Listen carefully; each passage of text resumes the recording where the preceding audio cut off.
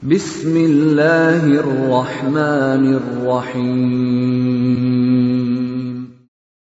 وَلْتَكُنْ مِنْكُمْ أُمَّةٌ يَدْعُونَ إِلَى الْخَيْرِ وَيَأْمُرُونَ بِالْمَعْرُوفِ وَيَنْهَوْنَ عَنِ الْمُنْكَرِ.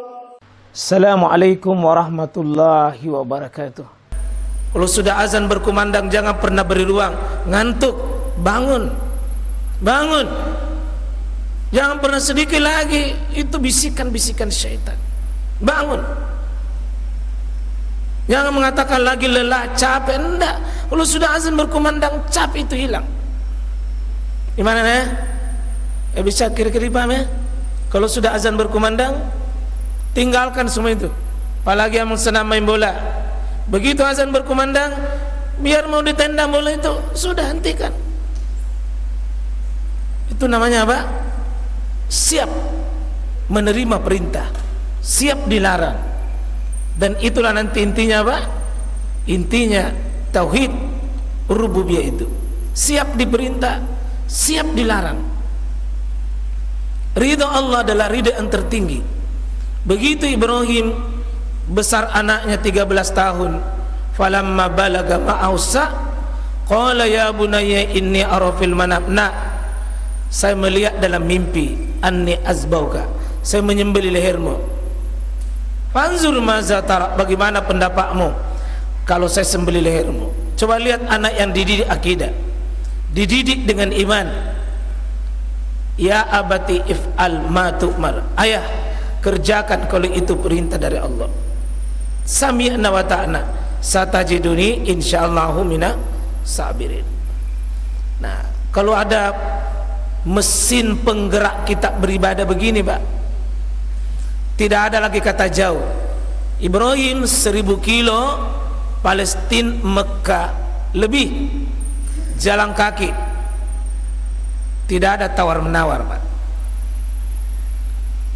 Itulah konsekuensi syahadat.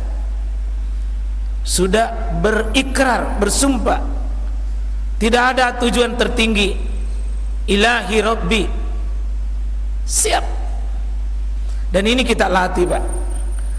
Kan yang begini gampang diucapkan, tapi betapa beratnya diterapkan kalau tidak menyala mesin akidah. Dan ternyata sahabat diajarkan oleh wahyu secara sistematis dengan bertahap. 13 tahun akidahnya diperbaiki. Nah, kita coba belajar dari sini jemaah sekalian.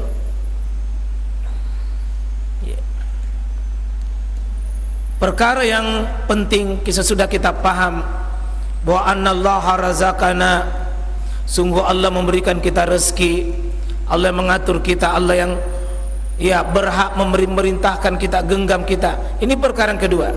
As-saniyah annallaha la yarda ayyushraka ma'ahu ahadun fi ibadatih, bahwasannya Allah tidak pernah ridha tentang menyekutukan ma'ahu, bersamanya, ahadun, sedikit pun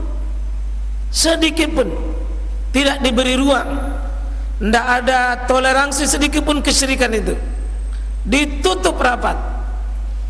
Ini kaidah yang dipahami oleh Syekh Muhammad bin Abdul Wahhab, bahwa annallaha la yarda ayyushraka ma'adun fi ibadati. Dalam konsekuensi bertauhid kepada Allah, bahwa aku yakin Allah penciptaku, pemilik, penguasa yang berhak mengatur hidupku, maka ibadah pun tidak boleh diberikan sedikit pun.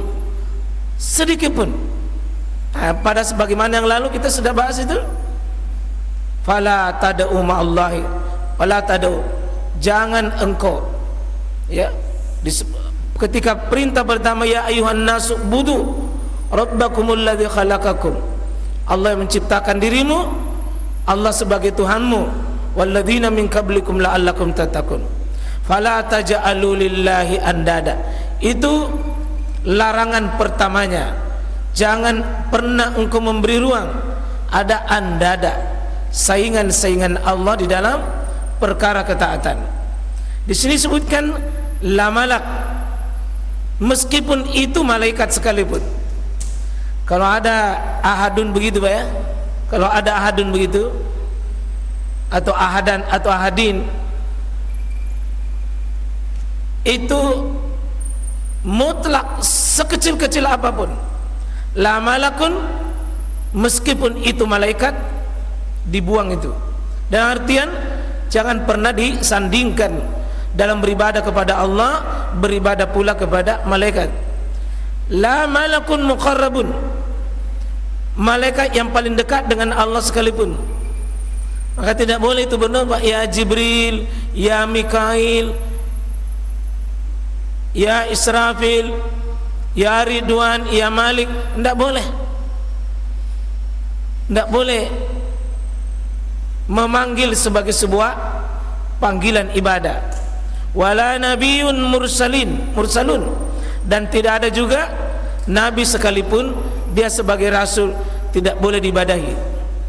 Kan ini fatal Pak ya, karena pernah terjadi manusia sebelum Nabi kita Muhammad sudah ada yang menyembah malaikat sebelumnya, dan ada yang menyembah nabi sebelumnya. Siapa itu? Nabi, umatnya Nabi Isa. Umatnya Nabi Isa menyembah Isa. Umat-umat sebelumnya menyembah manusia. Karena itu turun ayat ini. Wa dalilu qauluhu ta'ala, dan dalilnya adalah firman Allah Subhanahu wa taala. Kita baca ini sama-sama ya. Mudah-mudahan kita bisa hayati ini ayat inti kita pada malam hari ini. A'udzubillahi minasyaitonirrajim, sama-sama. Wa annal masajida lillah, sama-sama. Wa annal masajida lillah. Diulang lagi. Diulang lagi. Sekali lagi. Wa annal masajida lillah. Seulang, diulang satu kali. Sekali lagi. Fala tad'u ma'allah, fala tad'u ma'allah, fala tad'u ma'allah ahada, ahada, ahada. Wa annal masajida lillah, fala tad'u ma'allahi ahada. Ya, kira surah apa ini? Wa annal masajida lillah, fala tad'u ma'allahi ahada. Surah apa? Ini suratul Jin, di ayat yang ke-18. Surah Jin. Ya, kenal surah Jin? Ya. Baku apa dengan surah Jun? Ya, tidak ada Jun. Surah Jin yang bicara tentang perkara jin. Jin datang juga bersyahadat sama Nabi. Jin masuk Islam. Jin ya, disebut biasa jin. Kenapa lain-lain?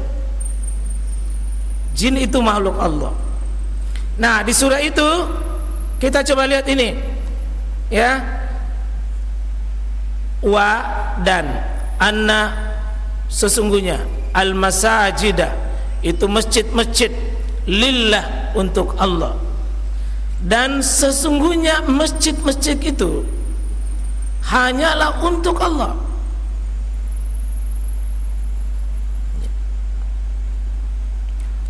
Kalau ada wa begini, ada wa begini, berarti ada ketersambungan ayat sebelumnya itu.